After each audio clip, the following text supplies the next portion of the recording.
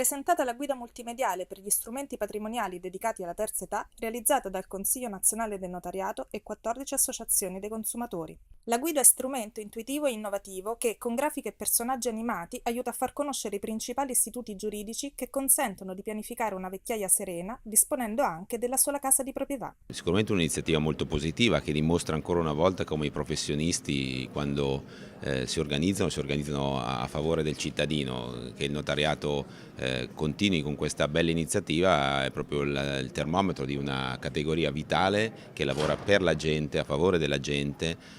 Non ci piace mai definire lobby gli ordini, no? Perché in realtà fanno delle operazioni anche di tutela veramente importanti. Abbiamo alzato l'asticella con questa guida multimediale, uno strumento moderno, innovativo che viaggia in rete, da oggi sarà disponibile sul canale YouTube del Consiglio Nazionale del Notariato, sui social, sui siti del Consiglio Nazionale del Notariato e delle associazioni che condividono l'evento.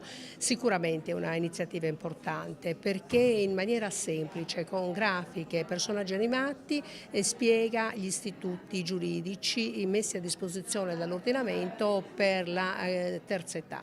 Il commento è che si tratta di una grande iniziativa di innovazione, a mio avviso, sociale prima ancora che digitale, perché organizzazioni di consumatori e notariato hanno co-creato un prodotto fatto di contenuti che per la prima volta saranno fruibili con su diversi supporti, in diversi luoghi, quindi multimediale. I 5 video su rendita vitalizia, contratto di mantenimento, donazione con onere di assistenza, prestito vitalizio ipotecario e vendita della nuda proprietà con riserva di usufrutto sono disponibili sul canale YouTube, Facebook e sito internet del notariato. Mi sembra un'iniziativa molto interessante che tra l'altro testimonia ancora una volta la forte propensione che il notariato italiano sta dimostrando nel farsi carico di esigenze di tutela sociale.